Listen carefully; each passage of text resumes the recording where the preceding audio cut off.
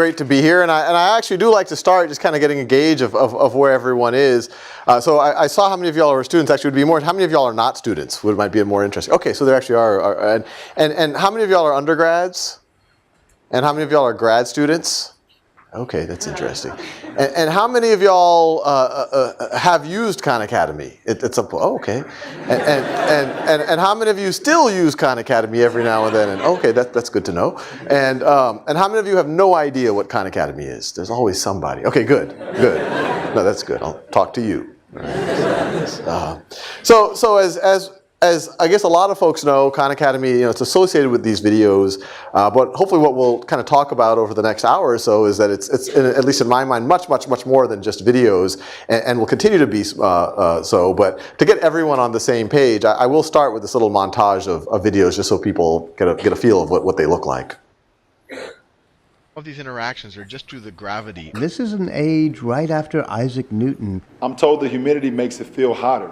Why is this? Excellent question, LeBron. And you can see the pleasure he had. Can you determine which light bulb is being switched? Things actually can interbreed, although for these two in particular, it seems like the mechanics would get kind of difficult. I can keep playing around with these numbers and see what kind of colors I can come up with. If this does not blow your mind, then you have no emotion.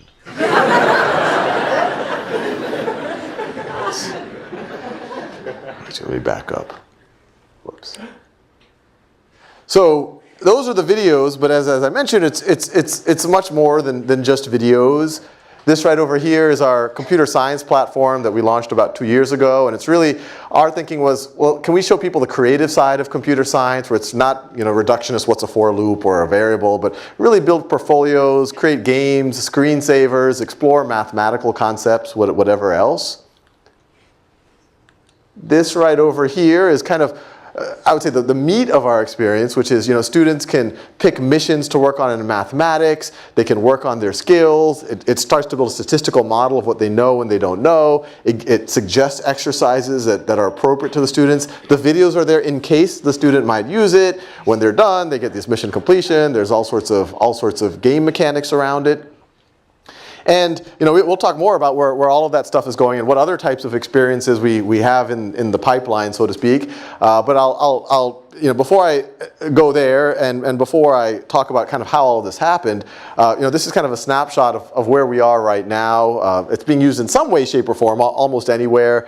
10 million users every month. 300,000 teachers are using us in some way. At least they've been registered as teachers, and we just crossed the 2 billionth exercise done on Khan Academy. There's about 5 million a day. But I'll rewind back to, I guess, the humble beginnings of this. And it's fun to talk in this area because all of this happened not too far from here, or at least eventually happened not too far from here. If you rewind back to 2004, I was a year out of business school. I had just gotten married. Family was visiting me out from New Orleans. This came out of conversation that my 12-year-old cousin Nadia was weak in mathematics. I asked her what was going on. She took a placement test at the end of 6th grade. She says it had unit conversion on it. She gets confused by unit conversion, ounces to gallons, miles to kilometers, and because of that, she bombed it, and they placed her into a slower math track. And so I told her, look, I think with a little work you can get up that curve, and I don't think she or her mom fully appreciated the implications of being put in a slower math track in 6th grade, because that kind of carries with you the rest of your life. And so I said, and I'll tutor you if you're up for it. And so Nadia agreed. She goes back to New Orleans. I'm in Boston. We're on the phone every day, half an hour every day after work, after school for her. And we start working with each other, and first few weeks, kind of painful. She'd psyched herself out. She's, I'm not good at math. I can't get this stuff. But slowly but surely, things started to click. About a month into it, she started to get unit conversion and kind of catch up to where her class where her class was. And then she got a little bit ahead of the curve. I started teaching her some algebraic concepts and things. And at that point, I became what I call a tiger cousin. And so I called up her school, her middle school, and I said, I really think Nadia Rahman should retake that placement exam from last year. They said, who are you? And I said, I'm her cousin. They actually did let her take it, and she did very well, and she went from the slow track to the advanced track. And so I was, and we continued to work together, and I was like, wow, that was a very small intervention I did, and it had an impact on Nadia's trajectory. So I was kind of hooked, and so I started working with her younger brothers. And then a bunch of things happened over the next roughly 2 years. First, my boss, the firm I was working for, and I use the term very generously, it was my boss, and his dog. The dog was the chief economist. It was a small hedge fund, and my boss's wife just took a position as a professor at Stanford Law School. And so because of that, we moved the firm out here. We moved out to Silicon, right on Sand Hill Road, that kind of 5-story building right next to the Safeway over there. And the other things that happened was word got around in the family that free tutoring was going on. And so I found myself working with 10, 15 cousins every day after work and school for them. And to help myself kind of scale up a little bit, my background was in software, and I think anyone who's ever dabbled in software has always fantasized, well, this could be really useful for education or to give people practice problems or whatever else. And I'm not the first person to think that. And so I started writing this little exercise generator for my cousins. Just give them as many problems as they need. If they needed help with something, it would give them hints, give them solutions, put a little database behind it so I could keep track of what they were doing. I had to put it on it was a web app, so what domain names available, and after a long time, well, it's just me and my cousins. Khan Academy is available. I'll call it that. And it kind of sounds like something real. So I did that. And you fast forward, so all the way, so now I'm living out here, and actually I literally used to ride my bike through campus every day on the way to work. And I was at a friend's house. This is November 2006. And I was showing everybody all this stuff. All my friends knew that I had this crazy project with my cousins.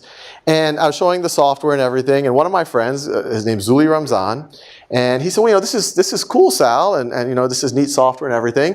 But I only have one question. How are you scaling up your tutorials, your lessons? And I said, no, you're right. This is really hard. What I could do with just Nadia and her brothers when there was 1, 2, or 3 people, I can't do now with 10 or 15. I'm doing these crazy conference calls. Sometimes, one week Sasha asked a question, and I had kind of already covered that the week before with Ali. And so Zuli says, well, it's a crazy idea. Why don't you just record some of your lessons as videos and upload them on to YouTube? And I said, no, that's a horrible idea. YouTube is for cats playing piano. It's not for serious mathematics. But I went home that weekend, got over the idea that it wasn't my idea, and I decided to give it a shot. And those first few videos were on pre-algebra, basic algebra, whatever else. Uploaded them. I started telling my cousins, hey, look, here's some of the concepts that I think y'all y'all have asked a lot of questions about. So why don't you review them or get introduced to them through these videos, and then when we get on the phone, we can dig deeper. And after about a month of that, they gave positive feedback. They said that they found it really valuable, and to the point that they even said that they liked me better on YouTube than in person. And on a whole bunch of levels, that's a completely counterintuitive comment. That somehow the virtual on-demand version of a cousin could be better than the real thing. But what they're really saying is that the first time you're being exposed to a concept, you don't want someone who might be judging you or is waiting for you to understand it. You want to be able to ask the silly questions without judgment, watch something over and over again. What they weren't saying is that they didn't appreciate me in their life, that they appreciated it, that I took interest, that I was trying to motivate them, that I was trying to give them the bigger picture, that I was there to answer questions that they had. So I took that as positive feedback, kept making more and more and more content. And as obviously it's on YouTube, it's public, and it soon became clear that people who are not my cousins were watching. And the initial comments, there was just some thank you that started coming in, and even that's a big deal. I don't know how much time y'all spend on YouTube. Most of the comments are not thank you. They're something a little more colorful than that. But then, started getting comments of, hey, I've just retired from the military and I want to go back to college. And this is what gave me the intellectual bridge to re-engage and do college level mathematics. Got letters. This is the reason why my child with a learning disability is able to engage in school. This is the reason I'm passing algebra. This is the reason I didn't drop out of high school. I mean, there's really intense things. I got this letter in those early. This was like 2007. It was like a year into it. I brought my wife. I was like, "This is incredible." This mother, both of her sons had dyslexia, and said, "This is, these videos are the only thing that's connecting with them. They like the handwriting and they like the kind of the narration, and because of what it's doing for their family, her whole family prays for my family every night, and which is." Heady stuff. I mean, put things in perspective. I was an analyst at a hedge fund. There wasn't a lot of prayer, or a lot of praying for us, at least, or at least in that way. So you can imagine this was an incredibly satisfying just hobby for me. But then you fast forward, obviously the traffic keeps growing and growing and growing, and the videos kind of take a life of their own. They were initially there as kind of this supplemental thing for my cousins, a thing to complement this software thing that I was working on, and I was still working on the software, but the videos started taking more and more of my time. But you go to 2008, at that point there were probably several tens of thousands of people using the videos every month. At that point, I still didn't think this was what I was going to do for my life. I actually liked my career, kind of being an investment manager, analyst, whatever you want to call it. But I did set it up as a not-for-profit at that point, thinking, oh, well, maybe I could get some donors and maybe we can get enough funding to hire a small team to start working on this in a more substantive way, maybe working on the software part of it. But then by 2009, at this point, now we had on the order of about 100,000 people who were using the site every month. And I frankly had trouble focusing on anything else. This is what I was excited about. This is what, every cycle I was like, what's the next video I could do? How could I make this better? How could I cater to, these requests that I'm getting from users? And so, my wife and I, we looked at our financials. And we had some savings, but it was essentially for a down payment on a house here, which you all know is not a simple matter. But we said, well, look, this looks like there's something here, and it looks like the time is right. Let's give it a year, essentially live off of savings, and see if we can get this not-for-profit off the ground. And I think all entrepreneurial beginnings, whether they're not-for-profit or for-profit, they do start with a little bit of this wildly optimistic, maybe even delusion, because you do get data points. A lot of people say, oh, this is great stuff you're doing. Oh, you should talk to us. We might be interested in funding it. And so that gets you really excited. But then you start the meetings, and you have all these great meetings, but then you start to see a pattern that, wow, a lot of people like this, but it's not quite what they invest in. It's not quite what they fund. This is a different thing than they do. And that kept happening for the next several months. And as you go into the spring of 2010, I started to get worried. We were digging, my son had just been born. We were digging into we had to move into a house because, with higher rent. We were digging into our savings, about $5,000 a month. And I was getting $5, $10 donations on PayPal. It was amounting to about $500 a month. And if it was any of you, thank you. But you can imagine it was a fairly stressful thing. And I was starting to wonder, could I even go back to my old job? What will they think? And all of that. But I did, even in moments of weakness, start updating my resume. And but then all of a sudden, a $10,000 donation came in. So I immediately said, what's going on here? And I see her name is Ann Doer. She's based in Palo Alto. I immediately email her and I said, well, thank you so much for this incredibly generous donation. If we were a physical school, you would now have a building named after you. and Ann immediately emailed back. She's like, well, I'm local and I've started using your site with my daughter. I also use it myself to understand, I had all these videos on the financial crisis and economics and whatnot. I'd love to learn more about what you're up to. And so I think it was like 3 days later where we meet in downtown on University Avenue at an Indian buffet restaurant. And Ann asks me, so, what's your goal here? And I say, well, look, when you fill out the paperwork with the IRS to become a not-for-profit, there's a line that's, mission, colon, and I guess a line or a line and a half. And I filled out a free world-class education for anyone, anywhere. And Ann says, well, that's ambitious. How do you see yourself doing that? And I told her, this is a mission. It's not like I don't plan to just check it off tomorrow and then move on to healthcare or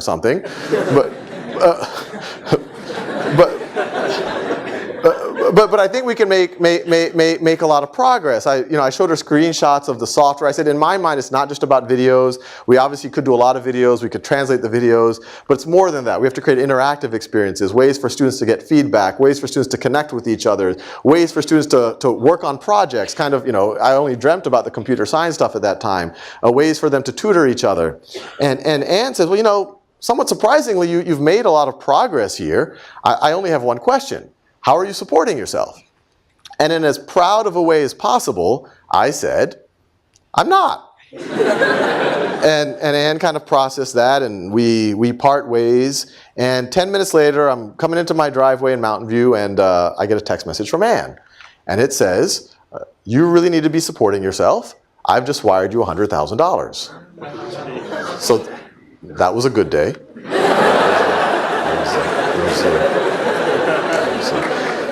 And it just, things started just getting crazier and crazier from there. You fast forward about a month.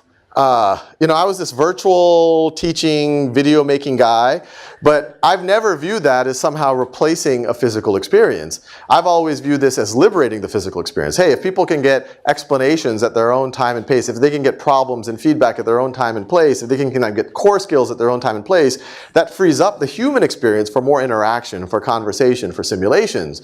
And so to kind of explore that idea, I was running, it's actually the second year, I was running a little summer camp with a friend, Aragon Burlingham, out in Portola Valley.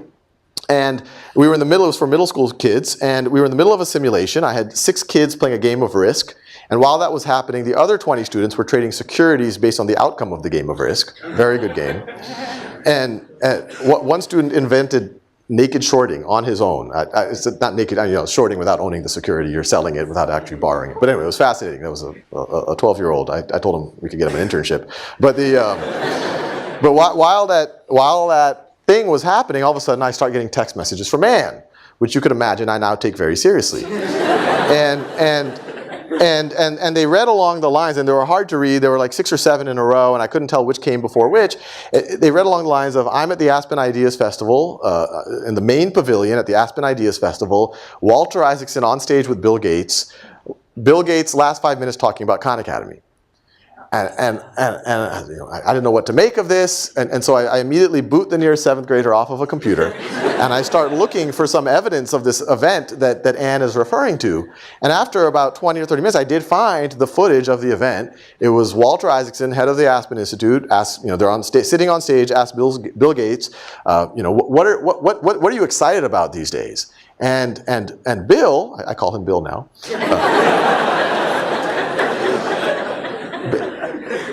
Bill just starts, says, there's this new site called Khan Academy. I use it with my kids. I use it myself. And he goes on and on and on and on. And it was clear he'd spent a lot of time on the site.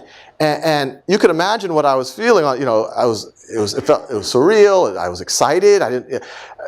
But then I started actually getting nervous. Those videos were for Nadia, not Bill Gates. And I go home, and a few friends started to catch wind of it. A few of them were in the audience, and they immediately emailed me and whatnot. I showed my wife, and then I well, what do I do now? This thing clearly happened someplace in the universe, but what's the next step? Do I call him? I'm assuming he's not listed, and they frankly left me in that limbo for the next 2 weeks.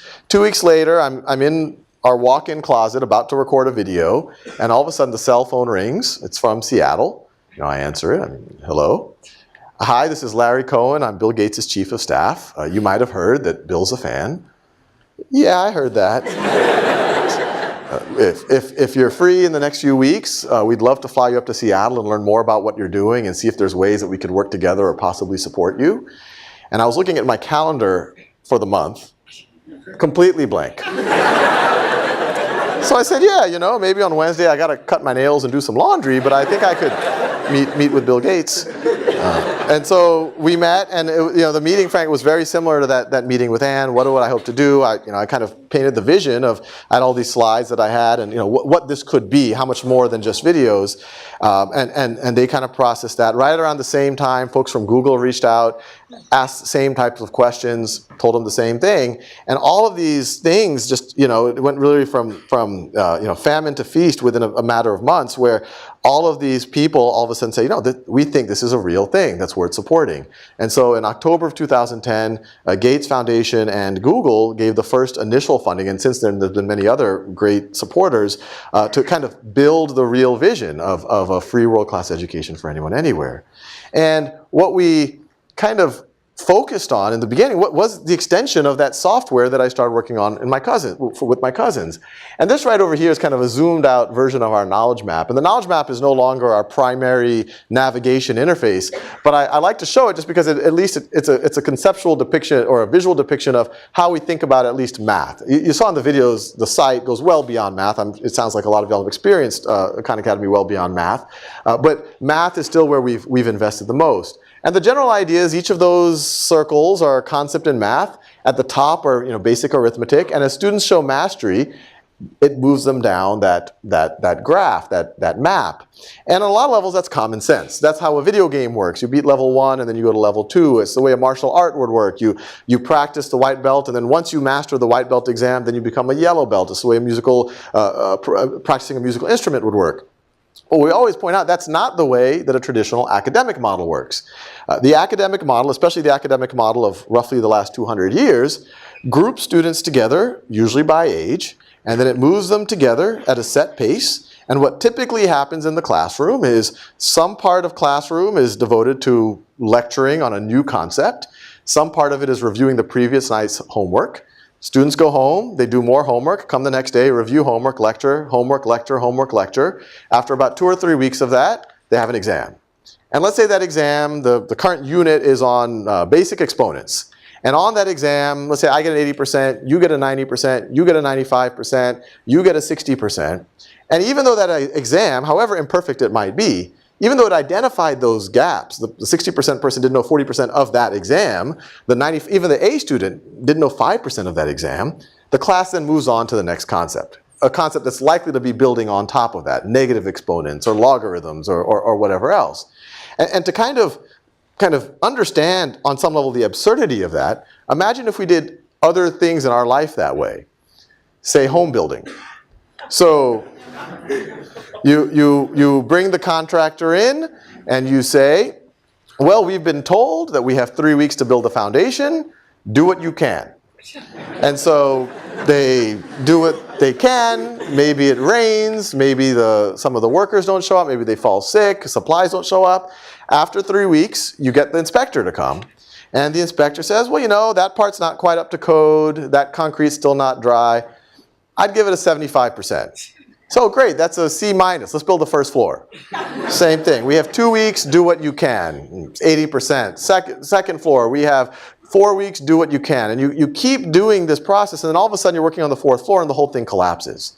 And if your reaction to that is what our reaction typically is to kind of failures in education, it's like, oh, we must have had a bad contractor, or maybe we didn't have enough inspection, or maybe the inspection wasn't good enough. And maybe that was some of it, but the obvious problem was that the process was broken. We were artificially constraining how long someone had to do something. Then we went through the trouble of doing an inspection, of assessing the current state of things, but when we identified gaps, we just ignored them, and then we built on top of those gaps. And then we're surprised when all of a sudden we have a kind of a failure of the entire system. And so what we believe in is, instead of holding fixed when and how long you have to learn something, and the variable is how well you learn it, A, B, C, D, F, should be the other way around. What's variable is how long and when you have to learn something, and what's fixed is that you should get to a high level of at least proficiency and preferably mastery. This right over here, right when we got out of the gate, it was kind of surprising to me, but it was always the dream to be used in schools, and some schools reached out to us, especially locally in Los Altos, and they said, how could you imagine this being used in a real classroom? And we said, well, we don't think the lecture should be the focal point of the classroom anymore. We don't think, and if lecture isn't the focal point of the classroom anymore, you don't have to move everyone together at the same pace. You don't have to separate the strong from the weak students anymore.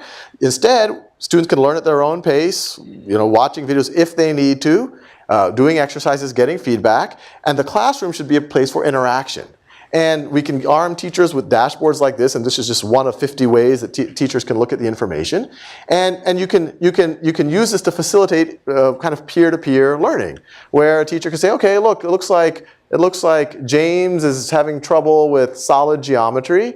A teacher, if I'm the teacher, I could either say, okay, I'm going to go sit next to James while everyone else works at their own pace, or even better, I could say, okay, it looks like Marsha is proficient in that. Maybe she could tutor James, or maybe Ben has already mastered it. He could tutor James, and then they both benefit. James gets the benefit of getting personalized attention. Ben or Marsha get the benefit of learning to kind of empathize and communicate and explain concepts, and frankly, learn the concept that much deeper. This is some data from a charter school in Oakland, California. It's Oakland Unity. It's serving an underserved population. It's a 9th grade algebra class here. And I want to be very careful with this slide, because I don't want anyone to walk away with the impression that Khan Academy is this it's this miracle thing that you can just drop into a classroom and the butterflies will fly and the flowers will bloom.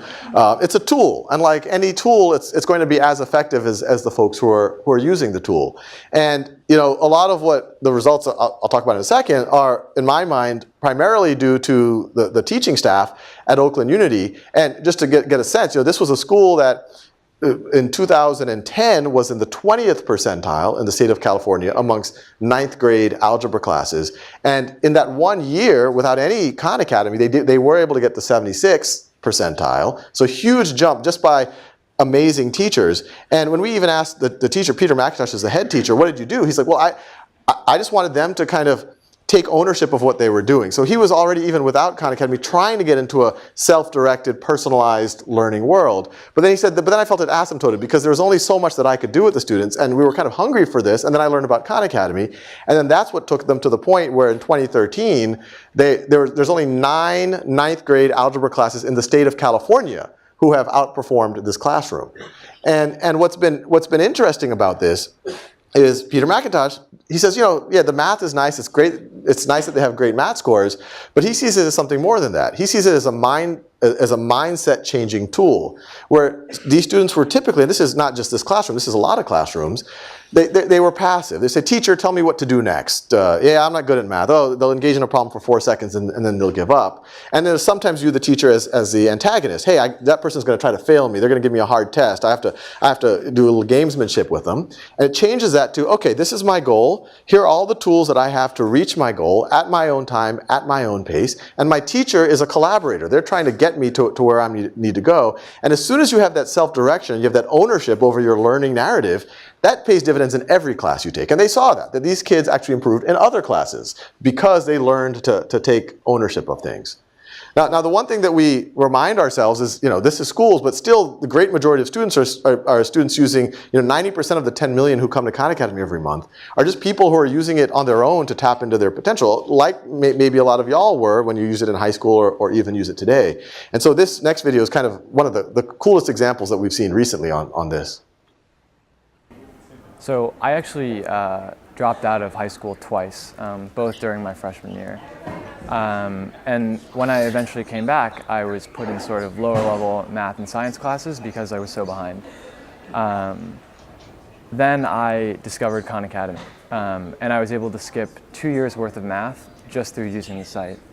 And I came into school, I took the exam with students who had been enrolled in the class all year, and I was actually able to get the highest or the second highest scores in the class. So for me, Khan Academy really changed the trajectory of my entire life, because without it, I don't think I ever really would have been inspired to learn and to love math and to love science. I ended up graduating as a valedictorian and going on to Princeton, where I'm now a computer science major, and I'm absolutely passionate about learning about computers, about math, about science. And without Khan Academy, I don't think that these things would really matter to me the way that they do today. So I'd just like to say a massive thank you to everyone at Khan Academy, Sal and the team. Please keep doing the good work that you're doing because you're really changing lives. And what's been neat about that is when we found out he's a computer science major, we said, hey, we have internships. And for those of y'all in the audience, I'll tell that as well. And we'd love for you to apply. And he applies, and in the interview process, strong hire, strong hire, strong hire. And actually had some of our engineers like, who is this guy? He's just, rocking the interviews. And I said, why are you surprised? We helped educate him. What's this? So actually, we gave him an offer. He accepted. He's coming this summer, which is super exciting for us because it comes full circle. Where we're essentially solving our own labor problems. But it's neat. He'll be able to hopefully make Khan Academy that much better for the next generation of Charlies out there. This is something that maybe some of y'all heard about a couple of weeks ago. We made an announcement, the College Board made the announcement that they're launching a new SAT in 2016. And part of that, and this was what's kind of neat about it, it's the first time that the College Board has recognized, they've always kind of known, but they're officially recognizing that there is this at least perceived inequity and probably real inequity around people's access to prepare for the SAT or their familiarity with the SAT. And so their new president, David Coleman, he reached out to us, and we'd obviously been talking about this for some time. We only announced it a few weeks ago, but the goal is leading up to that new SAT. So this time next year, we're going to be launching. And I want to use the word very carefully, essentially, the best free test prep for the SAT. But what we're excited about here is, there's two things we talk about is, Khan Academy gets a lot of credit for the free for anyone, anywhere, but we take the world-class part just as seriously. That we just don't want to get a free pass because we're free, but we can be a little bit substandard. For us, it's about being world-class, that we want to be the best tool that just happens to be free. But above and beyond that, the reason why they really wanted to work with us is that they appreciate that we are not about, hey, you have the SAT tomorrow, here's 10 test-taking strategies to kind of slightly optimize your score. That we are really about learning, that we're about taking someone from one knowledge state, and with enough perseverance and effort, they can get to another knowledge state. And maybe on top of that, they can polish and get familiar with the tests and some strategies and whatever else. So our real goal is to, and that's why I use the word test prep very carefully. This isn't going to be, what you normally associate as kind of something superficial. This will be a very rich tool, heavy on analytics, where students can go, get as much practice as they need. It understands where they are, understands what they need to work on, and so that they can really kind of put their best foot forward when they show up for a fairly high stakes examination. Everything I've talked about so far has been kind of the English-speaking world, the developed world, but as you can imagine, some of what we're talking about could have even larger implications in the rest of the world. And this isn't something that I personally spent a lot of cycles thinking about. I was just working on whatever I thought was interesting next, or working with schools in the US and whatever else. But we had other NGOs and groups taking our stuff offline, online, and taking them to all over the planet. This actually had started as early as 2007. And all of these are actual pictures of Khan Academy being used. And all of these are fairly exciting stories in their own right. But probably the most exciting one, at least on this screen, is the one in the top right.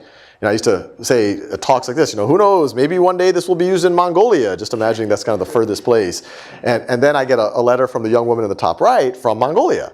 And it's actually kind of similar to Charlie's, where she had some text and she said, and she had a link to a YouTube video. I clicked on the video, and it was similar to Charlie's. Thank you, I'm enjoying this. This has really helped me enjoy math, whatever else.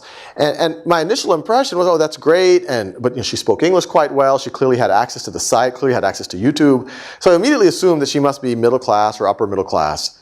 But then I read the text of the email, and it turned out that there were a group of volunteers from Cisco who were using their vacation time to go to Mongolia and set up computer labs with broadband in orphanages. And so what you see in the top right there, those are girls in the orphanage using Khan Academy, and Zaya was one of those orphans. And that by itself was, kind of this science fiction epic thing to even process for us. But then on top of that, Zaya has since been one of our top contributors in the Mongolian language in terms of actually once again, like Charlie, contributing and giving back to the resource that hopefully helped her. And kind of in line with this, how do we reach more people on the planet? We've been working on an internationalization effort, especially intensely this last year and a half or so. And once again, it's not just about translating videos. That's definitely part of it, but it's about translating the entire experience. And the first full experience we launched was Spanish this past fall, where everything I showed, the computer science, the exercises, the teacher dashboards, and the videos are fully translated. And what's really neat, and this was kind of a side effect, we actually didn't design for this, but it just happened. You could actually have a classroom where you have 5 students who, because they might be weak in English, they can operate on the same mathematics, the same standards in Spanish, and then the teacher could get the dashboard in either English or Spanish. So it's kind of a neat way of, your English shouldn't be your barrier to necessarily progressing in mathematics. So it's something we're pretty excited about. But to get a sense of what this all looks like in other languages, I'll show this next montage. Me comí 2 cuartos de pizza. L'hypoténuse commune, ok. 7, 13, 15. और मैं इस हाथ से इस block को धकेलने की कोशिश कर रहा हूँ इस डायरेक्शन में. توجد قطعتين من معدن النحاس والزنك. P R به توان 2 ضرب داره. הגיעה הנקודה שבה שוק הסיום של הזווית חותכת את מעגל היחידה. Ili muweze kuelewa na kuweza. Into yokuqala ekufuneka siyazi kukuba kubani 16 bölü 16 1'e eşittir. Muitas e muitas outras coisas importantes. I'm Zaya from Mongolia. Your videos are so interesting and funny. Make more lessons. Watch that when I get lazy. So these are just more pictures of Khan Academy being used all over the planet. These are just people like emailing this stuff to us, and we just get excited about it. And the one thing that I tell everyone I talk to, I tell this to the team at Khan Academy. I remind them on a regular basis. I tell this to our supporters, to our volunteers, and I want to emphasize it's way more than just me now. We have 60 full-time employees. We've had nearly 100 teachers who have helped us write content, not just teachers, professors, grad students helping us write content. We've had 14,000 people help us subtitle videos or work on the translation project in some way. And obviously there's so many teachers who are giving us feedback and whatever else. So it's much, much more than definitely me and even just our core organization. But what I tell everyone is, this is kind of an exciting time, and frankly, it's not just in education. There's other stuff going on as well. But even in education, it feels like, we're definitely at an inflection point, information revolution, whatever. Y'all hear a lot about that. But whenever there's new inflection points, there's new problems, but then there's kind of a chance to create new institutions that address those new problems. And it was kind of a delusion when I'm literally walking, sitting in my walk-in closet thinking, well, maybe Khan Academy could be something like that. But it's becoming more and more real. And our hope is that really over the next 10, 15, 20 years, that just maybe it's not going to happen overnight, this thing called learning, this thing called education that has historically been the key determinant between the haves and have-nots, we can make it that much more equal. We can get that much closer to it being like clean drinking water or shelter, a fundamental human right. And thank you.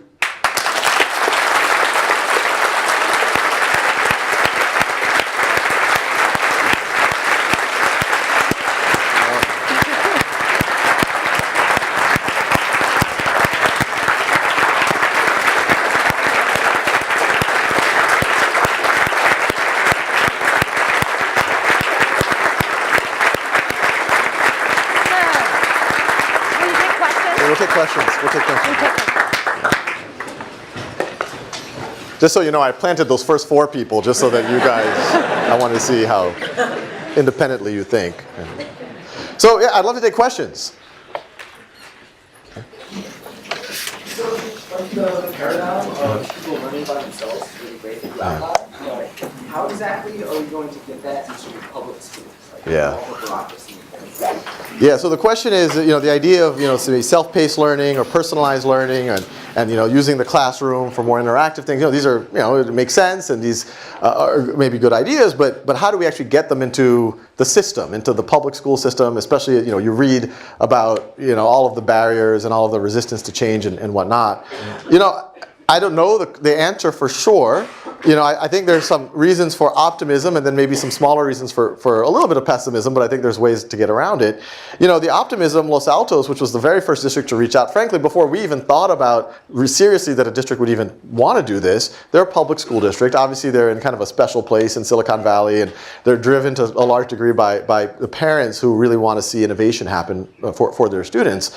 But they have a very forward-thinking school board and superintendent and teachers, and at least showed us that a lot of these, but a lot of the people people often point the finger at, oh, unions. If you have unions, you're not going to be able to do anything, whatever. They have all of those things, but they were able to move fast and they were able to experiment. So, to me, the big lesson was where there was a genuine will and a genuine desire, at least in a school district like Los Altos, which is smaller and doesn't have all of the issues as some of the larger school districts have. They were able to move. Now, with that said, there was definitely a difference between when we started with 4 classrooms and 5 classrooms, and you had your 4 or 5 teachers who were just early adopters. They got it before we even showed up, and kind of like Peter McIntosh at Oakland Unity, and it was like it was a great experience. But then when we went district wide, we started to see a little bit more of the reality that and once again, this isn't about good teacher, bad teacher. It's just about what if you're a teacher, what do you imagine the role of a teacher to be? And I think a lot of educators view their job as to cover the material, to at least if I've covered it, maybe I've done my job, I can go home and I can sleep properly. It takes a huge leap of faith if you're a 9th grade algebra teacher and little Jimmy is really that he doesn't even know how to divide decimals, but it takes a huge leap of faith to let him work on that, knowing that if he builds that strong foundation, later on algebra is going to be that much more intuitive for him. Instead, your impulse, well, let me just at least cover the algebra and let him learn to pattern match it a little bit so he can kind of pretend to answer the question, so I've done my job. So our takeaway is a lot of, the classroom penetration has been far faster than we would have expected. At the same time, the full implementation is not as much as we would have expected. And so what we're trying to do now, instead of trying to go into District A or District B or School A or School B and say, hey, let's see if we can change together. We're now going the other way, where we're looking at the universe of people using us. Our first pass is just looking at the data, like who's using us in a substantive way. Then when we see that, we keep filtering it down to like, oh, these people are interesting. Let's visit them. Let's see how they're using it. And when we start to identify this handful of people who are getting it, frankly, they're getting it better than I would have gotten it. They're really pushing the envelope. Let's understand how they did it. And some of these people are in public school systems, some of them in charter schools, some of them in private schools. What did the teacher have to do to kind of let the system let them do it? But then what are their practices? And so we're in the midst of that part of it, where we're trying to understand what they're doing, document it, and then share it with other teachers, and then also helping them to push push their boundaries further, where they've been able to do that much, but maybe if we help them and we recognize them, their school or their district will let them go even further. So it's an open question. My general sense, and very few people view education this way, but education is it's fundamentally aspirational. It's all about everyone's always looking like, okay, what's the institution that's better? What's the neighborhood that's incrementally better than mine? What are they doing? And I want to emulate them. And you see that throughout, AP tests. AP test is actually an example of a systemic change that happened without, government intervention. It happened because in the 60s, I think, or maybe 70s, Phillips Andover decided that, hey, our students in calculus or chemistry or physics, this is a university level course. We should get, our students should get credit for this. And so they started working with an association of colleges, and they started to get credit for it. And then you could imagine some others said, wait, our students are just as good. We're just as good of a school. We're also going to do this. And then over the next 30 or 40 years, we're now at the point where there's very few high schools in the country that kind of, even aspire to be half decent, don't offer AP courses. And so in our mind is if we can either highlight or help catalyze even a handful of, exemplar, look at what they're doing. And it isn't just good to watch, but look at their data, look at the outcomes, both objective and subjective. Look at their students. They're healthier and they're able to do things that you wouldn't have expected the students to be able to do. I think you're going to have kind of an aspirational effect. Now, once again, it's not going to happen overnight, but I think it will happen over time. I think we got lucky where we fell into Los Altos. Most school reform, people go where it's most broken, where there's 20 variables that are really hard to fix. And even when they do fix it, they do these Herculean efforts. Then the next district says, well, if this is such a good system, how come they're not doing it in Palo Alto? How come they're not doing it in Atherton? And what was interesting about this Los Altos experiment is, as soon as we did in Los Altos, all of a sudden Palo Alto wanted to talk to us. All of a sudden Atherton wanted to talk to us. All of a sudden the private schools wanted to talk to us. And the schools that were facing much more difficult hurdles in the inner city wanted to talk to us. So it kind of helped us understand this dynamic of, if we can create some exemplars, I think we can start to have cracks form and people start moving in the right direction. Yeah. How do you think this will translate into the university setting? Specifically how Khan Academy provides education, but universities provide both education and certification. Yes, and so how will this translate in the university setting? And Khan Academy is kind of focused on, I'll phrase it, you said education, I would say, education is made up of learning, credentialing, and socialization. And right now, most of what we're doing is the learning side of things, and while university is kind of all three of those things. And I think there's a bunch of, in my book, The One World Schoolhouse, the last third of it, there's a chapter on what would a university, the idealized university of the future look like. And, in my mind, so one, I'll think about it from, as at Khan Academy, we're always hiring. We look at some of y'all's resumes. And what always impresses us, if I see Stanford on your resume, I was like, oh, that's impressive because I know how hard it is to get into Stanford. If you went someplace else and you said, I got into Stanford, and you actually showed evidence of that, it's pretty close. I mean, I know it's like a great experience and everything, but beyond that, I then care about, what have you done? What is your, and it's hard for me to decipher a GPA or an A or a B in this class or that. I want to see a portfolio of creative works. I want to see, hey, have you written an app? Have you written a book? Have you have a painting or a sculpture? Whatever it might be. That is a huge signal to us. And what I'd also love to know is what do your peers think of you? Are you someone who contributes to a community, who people want to work with? That's the person that I want to work with.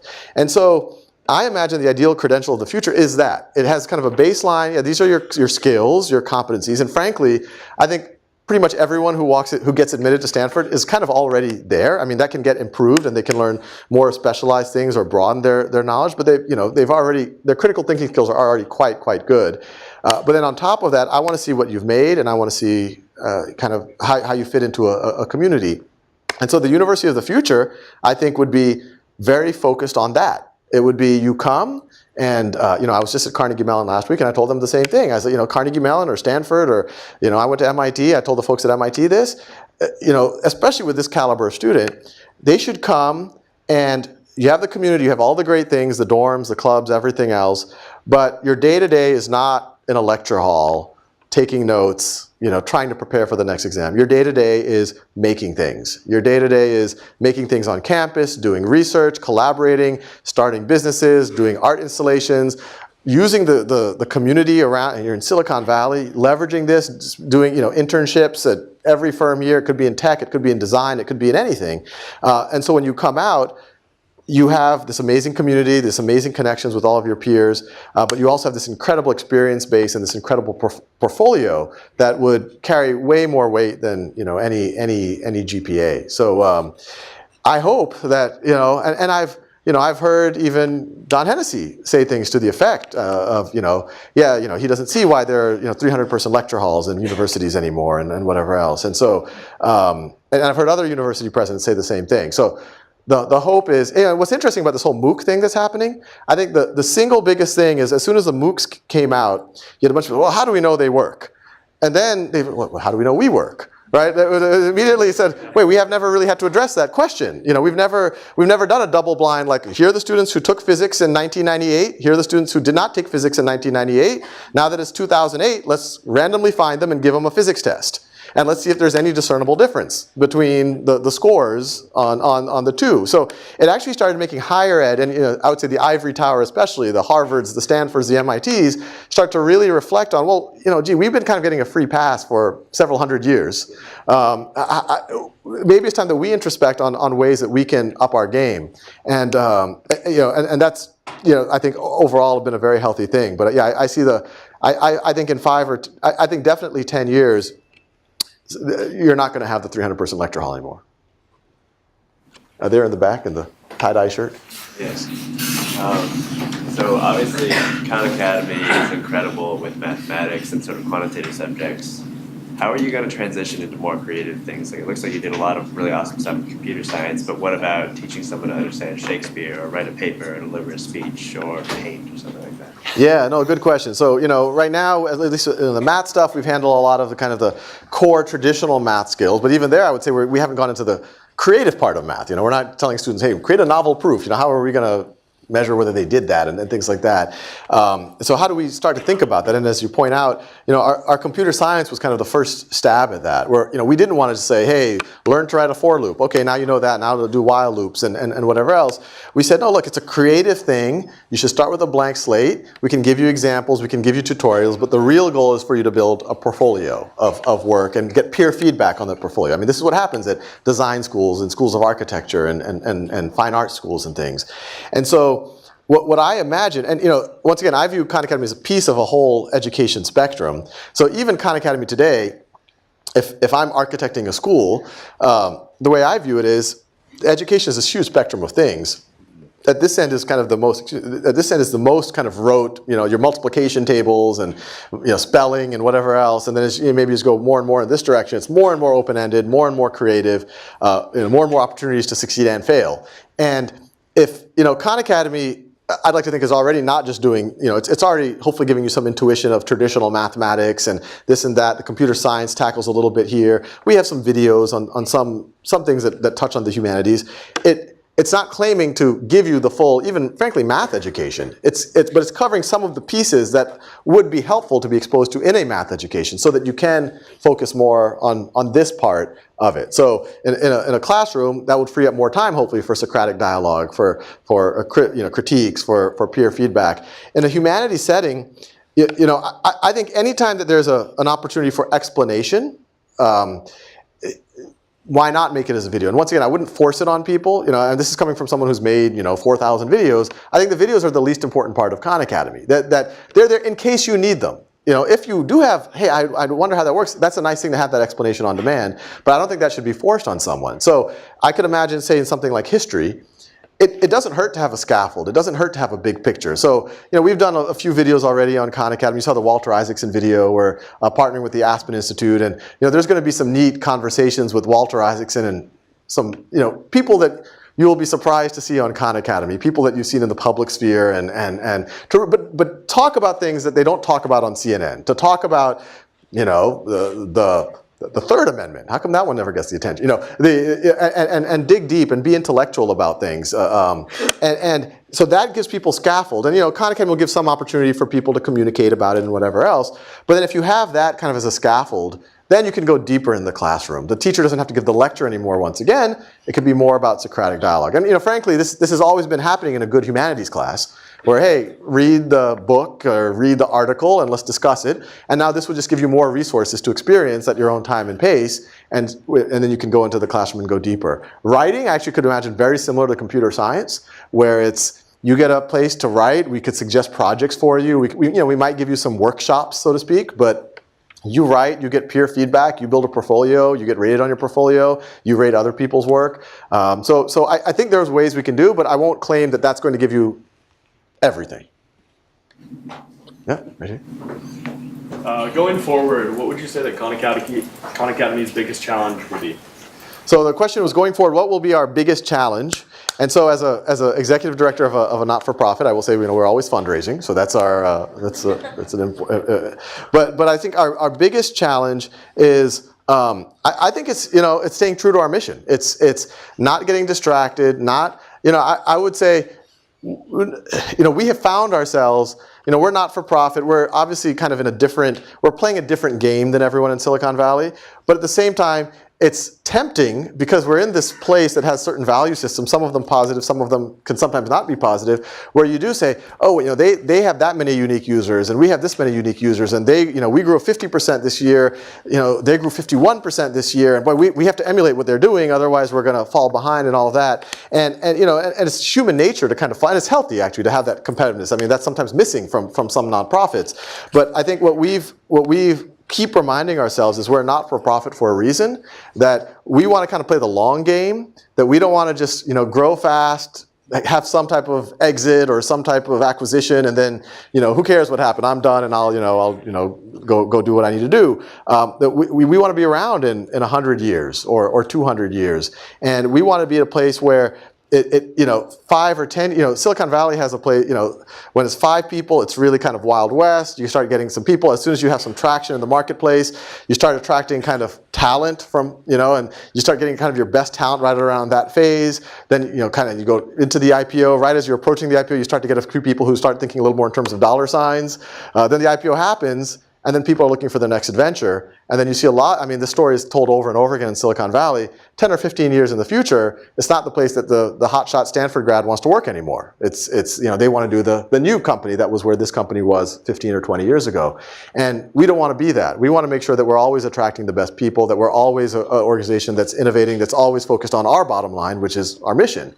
And so, I think we have growth that we can be proud of for us. If we had to pick 2 different realities, one reality where 1 billion people are using us, but they're using us in a, it's a nice place to look up stuff and, answer their questions. That's one reality. And another reality is 10 million people are using us. We don't grow at all, but it's a substantive experience, and we are changing their life, and we're actually helping to educate them, and we can measure it. We would rather do the second of the 2 experiences, because at least in our mind, that's a more substantive place to be. I'll go. They told me to. Well, I want to ask Professor a question. Felix. Okay. I understand that you're thinking of actually starting a school. Can you tell us a little bit about that? Yes. So, and I'll do this on a leap of faith. No tweeting about this. I don't know how much control I have. This part. No, it's okay to bring it up. No, it's not like a top secret thing. No. So the simple answer is yes. We are exploring it, and in my book, I kind of outline what a school of the future could look like, and I think hopefully we all appreciate from this conversation is that we don't view Khan Academy as just a website. We view it as an organization that's out to create tools and catalyze change, and the idea behind a school is going to that earlier question about how do you create change and how do you create aspirations. Well, we've seen even the most forward-thinking schools, they still have a lot of constraints around them. Some of them imposed by others, sometimes imposed by their own minds. That, hey, the bell's going to ring every 55 minutes, or we have to separate physics from calculus from art, or we have to separate kids by age group, or just even the way the school is. Even if they believe everything we say, just the way the school is built keeps them from doing a lot of what we're talking about. And so there's nothing like having a 5-year-old that makes you think about, well, what's he going to do? And my daughter, 2.5, what's she going to do? And so, maybe we hit several birds with one stone, and nothing's final yet. But yeah, we are exploring in this area, kind of starting I guess for lack of a word, a lab school. And the whole idea is it would be, and once again, I said no tweeting because I don't want to make it seem too formal, because nothing is in stone yet. And frankly, we also want to give it room for it to breathe and fail. If you're really experimenting, you're going to fail. And we want it to have room to fail, so it doesn't have, after 1 month, look, it's not working. This thing isn't the right project. But the whole idea is rethink all assumptions, but then share everything, and then just kind of open it up to the world, and hopefully make it a place where we can have teachers visit, we can have educators visit, and officials visit, and see what we're talking about, of what is possible. And what I've told everyone involved in this is, this isn't, if we just kind of create another school that gets kids in Silicon Valley into Stanford or whatever, that won't be an achievement for us. That's almost a self-fulfilling prophecy on some level. We in order for this to be aspirational and to create change, we have to show things that people haven't seen before.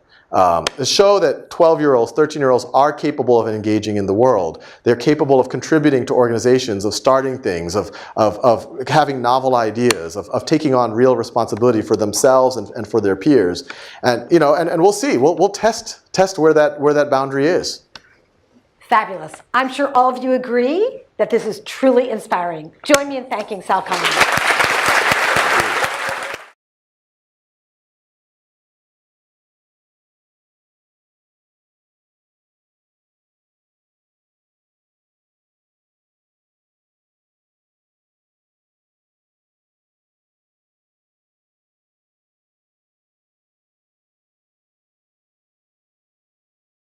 Great to be here, and I actually do like to start just kind of getting a gauge of where everyone is. So I saw how many of y'all are students. Actually, would be more. How many of y'all are not students? Would might be more interesting. Okay, so there actually are and how many of y'all are undergrads? And how many of y'all are grad students? Okay, that's interesting. And how many of y'all have used Khan Academy? Okay. And how many of you still use Khan Academy every now and then? And okay, that's good to know. And how many of you have no idea what Khan Academy is? There's always somebody. Okay, good. No, that's good. I'll talk to you. So as I guess a lot of folks know, Khan Academy, it's associated with these videos, but hopefully what we'll kind of talk about over the next hour or so is that it's at least in my mind, much more than just videos, and will continue to be so. But to get everyone on the same page, I will start with this little montage of videos just so people get a feel of what they look like. All of these interactions are just through the gravity. This is an age right after Isaac Newton. I'm told the humidity makes it feel hotter. Why is this? Excellent question, LeBron. And you can see the pleasure he had. Can you determine which light bulb is being switched? Things actually can interbreed, although for these two in particular, it seems like the mechanics would get kind of difficult. I can keep playing around with these numbers and see what kind of colors I can come up with. If this does not blow your mind, then you have no emotion.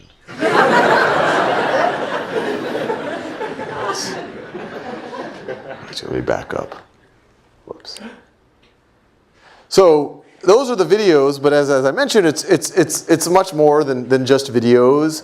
This right over here is our computer science platform that we launched about 2 years, right next to the Safeway over there. And the other things that happened was word got around in the family that free tutoring was going on. And so I found myself working with 10, 15 cousins every day after work and school for them. And to help myself kind of scale up a little bit, my background was in software, and I think anyone who's ever dabbled in software has always fantasized, well, this could be really useful for education or to give people practice problems or whatever else. And I'm not the first person to think that. And so I started writing this little exercise generator for my cousins. Just give them as many problems as they need. If they needed help with something, it would give them hints, give them solutions, put a little database behind it so I could keep track of what they were doing. I had to put it on it was a web app, so what domain names available, and after a long time, well, it's just me and my cousins. Khan Academy is available. I'll call it that. And it kind of sounds like something real. So I did that. And you fast forward, so all the way, so now I'm living out here, and actually I literally used to ride my bike through campus every day on the way to work. And I was at a friend's house. This is November 2006. And I was showing everybody all this stuff. All my friends knew that I had this crazy project with my cousins.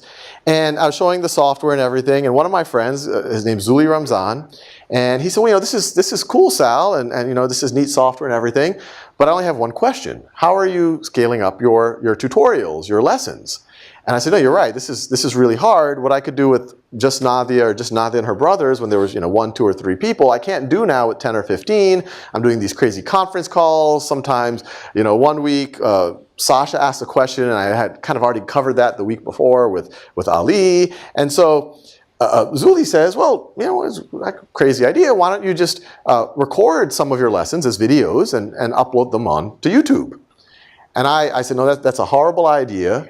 YouTube is for cats playing piano. It's not for serious mathematics. But I went home that weekend, got over the idea that it wasn't my idea, and I decided to give it a shot. And those first few videos were on pre-algebra, basic algebra, whatever else. Uploaded them. I started telling my cousins, hey, look, here's some of the concepts that I think y'all y'all have asked a lot of questions about. So why don't you review them or get introduced to them through these videos, and then when we get on the phone, we can dig deeper. And after about a month of that, they gave positive feedback. They said that they found it really valuable, and to the point that they even said that they liked me better on YouTube than in person. And on a whole bunch of levels, that's a completely counterintuitive comment. That somehow the virtual on-demand version of a cousin could be better than the real thing. But what they're really saying is that the first time you're being exposed to a concept, you don't want someone who might be judging you or is waiting for you to understand it. You want to be able to ask the silly questions without judgment, watch something over and over again. What they weren't saying is that they didn't appreciate me in their life, that they appreciated it, that I took interest, that I was trying to motivate them, that I was trying to give them the bigger picture, that I was there to answer questions that they had. So I took that as positive feedback, kept making more and more and more content. And as obviously it's on YouTube, it's public, and it soon became clear that people who are not my cousins were watching. And the initial comments, there were just some thank you that started coming in, and even that's a big deal. I don't know how much time y'all spend on YouTube. Most of the comments are not thank you. They are something a little more colorful than that. But then, started getting comments of, hey, I've just retired from the military and I want to go back to college. And this is what gave me, and I don't think she or her mom fully appreciated the implications of being put in a slower math track in 6th grade, because that kind of carries with you the rest of your life. And so I said, and I'll tutor you if you're up for it. And so Nadia agreed. She goes back to New Orleans. I'm in Boston. We're on the phone every day, half an hour every day after work, after school for her. And we start working with each other. And first few weeks, kind of painful. She'd psyched herself out. She's, I'm not good at math. I can't get this stuff. But slowly but surely, things started to click. About a month into it, she started to get unit conversion and kind of catch up to where her class where her class was. And then she got a little bit ahead of the curve. I started teaching her some algebraic concepts and things. And at that point, I became what I call a tiger cousin. And so I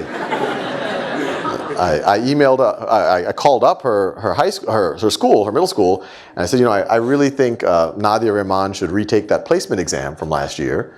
They said, who are you? And I said, I'm her cousin. And they actually did let her take it, and she did very well, and she went from the slow track to the advanced track.